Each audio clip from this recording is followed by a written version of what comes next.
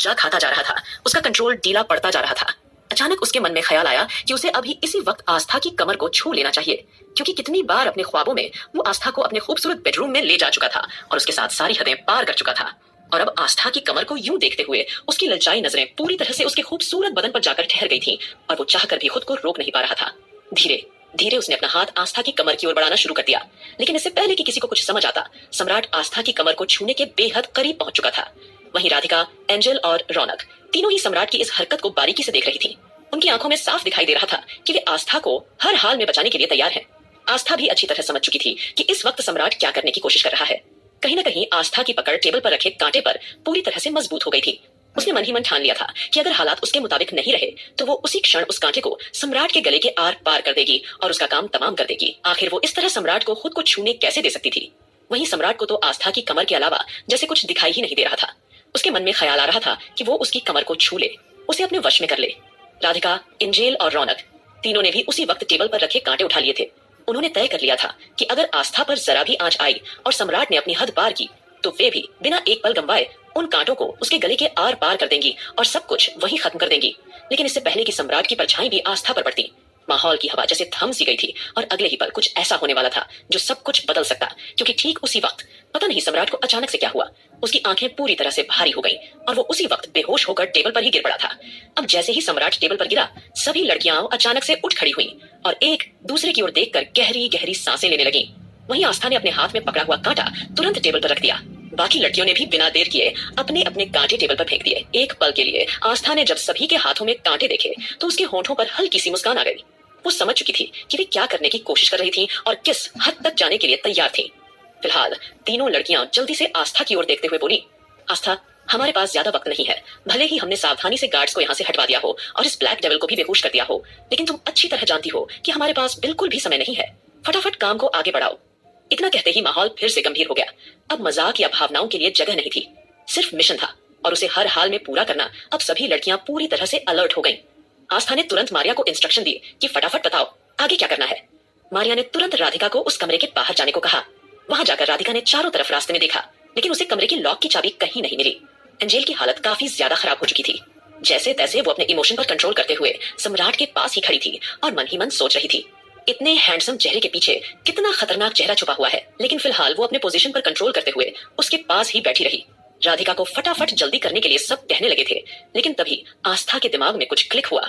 जिस वक्त वो उसे उसके कमरे में ले जाने की बात कर रहा था, आस्था ने बाहर से ही जाकर सम्राट का कमरा देखा था और वहां उसे जल्दी में रखी हुई एक ऐसी चीज नजर आई थी जो उसे चाहिए थी।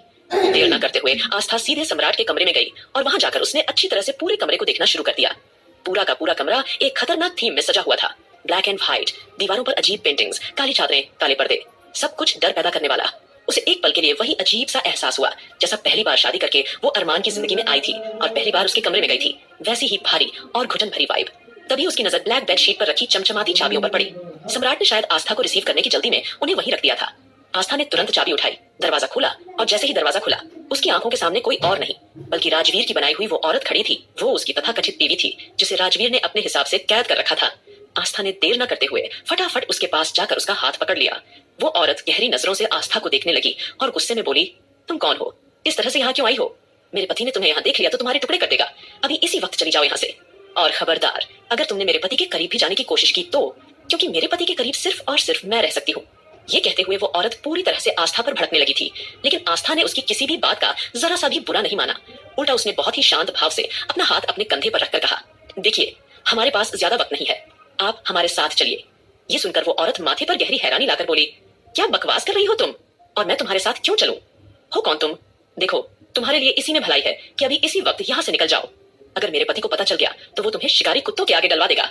आस्था उसकी हर बात को ध्यान से सुन रही थी, लेकिन इस वक्त सवाल जवाब करने का समय नहीं था। इसलिए उसने बिना एक पल गंवाए उसकी कलाई मजबूती से पकड़ी और उसे तेजी से बाहर की ओर ले आई।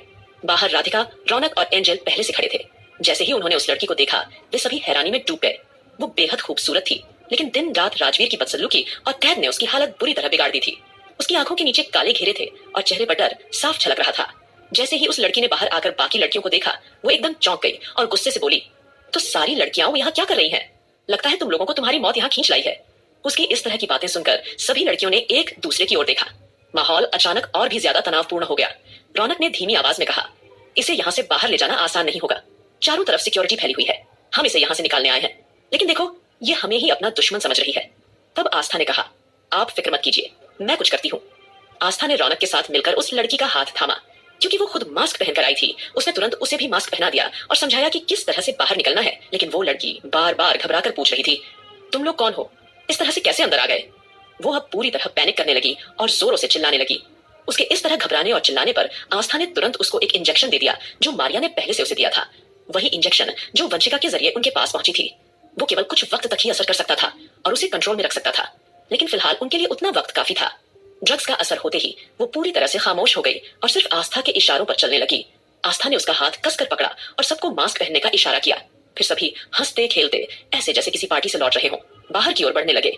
उनके चेहरे पर मुस्कुराहट थी, लेकिन दिल में बड़ी सी घबराहट और डर था। अब क्योंकि सम्राट ने पहले ही सब गार्ड्स को इंस्ट्रक्शन दिए थे कि कोई भी ठाकुर साहब की लड़कियों की तरफ नजर उठाकर नहीं देखेगा, इसलिए सभी सिक्योरिटी गार्ड्स ने अपनी नजरें झुका ली। वे सिर्फ उनकी हंसी की आवाज सुन पा रहे थे, लेकिन एक बार भी किसी ने उनकी तरफ देखने की हिम्मत नहीं की। जैसे ही वे लोग गेट से बाहर निकले, तुरंत गाड़ियों में बैठ गए। मारिया ने बिना देर किए गाड़ी की स्पीड बढ़ा दी, लेकिन अब राजवीर की वो तथाकथित बीवी, जिसे राजवीर ने कैद रखा गया था, धीरे धीरे पैनिक करने लगी। ड्रग्स का असर उतर चुका था। वो दवाई सिर्फ कुछ ही मिनटों के लिए उसे काबू में रख सकती थी। उसके इस तरह चीखने चिल्लाने पर आस्था ने तुरंत उसका हाथ कस कर पकड़ लिया और उसे अपने गले से लगा लिया, जैसे उसे भरोसा दिला रही हो, अब तुम अकेली नहीं हो। हालांकि वो पूरी तरह से होश में आ चुकी थी और खुद को छुड़ाने की कोशिश कर रही थी। तभी मारिया ने जल्दी से उसे एक और इंजेक्शन दिया और कहा कि आसपास चेक कर लो, कहीं कोई पीछा तो नहीं कर रहा। मजबूरी में उसे दोबारा इंजेक्शन देना पड़ा और फटाफट से वे लोग सिंघानिया मैंशन की ओर रवाना हो चुके थे। वहीं दूसरी ओर सिंघानिया मैंशन में इस वक्त अलग तरह का बवाल मचा हुआ था, क्योंकि सभी लोगों को लड़कियों की फिक्र हो रही थी और किसी का भी फोन नहीं लग रहा था। इससे पहले कि सब एक साथ उन्हें ढूंढने के लिए निकल पड़ते, तभी मैंशन के बाहर गाड़ी रुकने की आवाज आई। सभी हैरानी से दरवाजे की ओर देखने लगे और देखते ही देखते सभी लड़कियां अंदर आने लगी। उनके चेहरे पूरी तरह से घबराहट से भरे हुए थे। हॉल में उस वक्त आकाश, सुमित, ध्रुव, आहान और अरमान सिंघानिया के साथ अविनाश और अबीर भी मौजूद थे। जैसे ही उन्होंने लड़कियों के घबराए चेहरे देखे, वे भी परेशान हो गए। आहान तुरंत आगे बढ़ा और रौनक को देखकर बोला, क्या हुआ? हवाई, तुम्हारे चेहरे की हवाइयां क्यों उड़ी हुई हैं? लेकिन रौनक ने कोई जवाब नहीं दिया। इसी तरह ध्रुव, आकाश और सुमित ने बारी बारी से सभी लड़कियों से सवाल किए। तभी अविनाश ने आस्था और एंजेल को देखकर कहा, क्या हुआ गौरी, कुछ परेशान लग रही हो, किसी ने कुछ कहा है क्या? फिर भी लड़कियां खामोश रही। तभी अविनाश झुंझलाकर बोला, angel, at least you speak up, what's happening here. लेकिन एंजेल भी चुप रही। फिर अचानक सभी लड़कियां एक तरफ हट गईं और वहां कोई और नहीं बल्कि राजवीर की बनाई हुई वो बीवी खड़ी थी, जिसके हाथ मारिया ने रास्ते में बांध दिए थे। ड्रग्स के असर तक वो शांत रही थी, लेकिन जैसे ही असर उतरा उसने चीखना चिल्लाना शुरू कर दिया था। वो पूरी तरह से अपने पति के पास जाना चाहती थी, लेकिन मारिया और आस्था के पास कोई और रास्ता नहीं बचा था, इसलिए उन्होंने मजबूरी में उसके हाथ पैर बांध दिए थे। ध्रुव और आहान उस अनजान लड़की को देखकर पूरी तरह से हैरान रह गए। आहान ने धीरे से कानों में फुसफुसाते हुए कहा, ये क्या? भाभी मंदिर गई थी प्रे करने और किसी को अगवा करके ले आई? क्या हमारे इतने बुरे दिन आ गए कि अब हम किडनैपिंग करके फिरौती मांगेंगे? रियली? क्या सिंघानिया इंडस्ट्रीज के शेयर मार्केट में गिर रहे हैं? जैसे ही आहान ने यह कहा, ध्रुव ने उसे घूर कर देखा और कहा, शांत रहो, इस वक्त तो कम से कम मजाक मत करो। अबीर भी खुद को रोक नहीं पाया। वो आगे आया और हल्के मजाक में बोला, क्या हुआ बटरफ्लाई? उसने एक बार फिर आस्था को बटरफ्लाई कहा था। तुम किसे उठाकर ले आई हो? और क्या जरूरत थी किसी को अगवा करके लाने की? सब ठीक तो है ना? जैसे ही सभी आपस में बातें करने लगे, आस्था की नजर भरकर अपने पति अरमान सिंघानिया की ओर गई। अगले ही पल उसने नानी माँ की ओर देखा, जो भारी आंखों से उस बंधी हुई लड़की को देख रही थी। अचानक नानी माँ खुद को रोक नहीं पाई। वे अंश को दादाजी की गोद में दी और सीधे उस लड़की के गले से लिपट गईं। वो फूट फूट कर रोने लगी। ये दृश्य देखकर सभी लोगों के मुंह हैरानी से खुले रह गए। किसी को कुछ समझ नहीं आ रहा था कि आखिर हो क्या रहा है। नानी माँ एक किडनैप की हुई अनजान लड़की को इस तरह से पकड़कर क्यों रो रही थी? उस लड़की को आज तक किसी ने नहीं देखा था, फिर भी उसके लिए इतनी मोहब्बत कहां से उमड़ रही थी? नानी माँ रोते हुए उसके गालों को छूकर बोली, ये क्या हो गया मेरे बच्चे को? ये क्या हाल हो गया इसका? आस्था, आस्था, ये कहते हुए वे फिर रोने लगी। आस्था ने आगे बढ़कर नानी माँ को संभाला और धीरे से कहा, उन्हें अभी कुछ भी याद नहीं है नानी माँ। असर पूरी तरह बेअसर नहीं हुआ है, लेकिन वो लड़की पूरी तरह से छटपटा रही थी। तभी आस्था ने गहरी नजर से वंशिका की ओर देखा और कहा, वंशिका, अब आगे से तुम्हारा काम शुरू होता है। वंशिका, जो अब तक चुप खड़ी थी, तुरंत आगे आई। उसने मारिया से कहा, दीदी, इसे लैब में ले चलते हैं। ये कहते ही उस लड़की को जल्दी से लैब की ओर ले जाया गया। अब सभी लड़कों के चेहरे हैरानी से भरे हुए थे।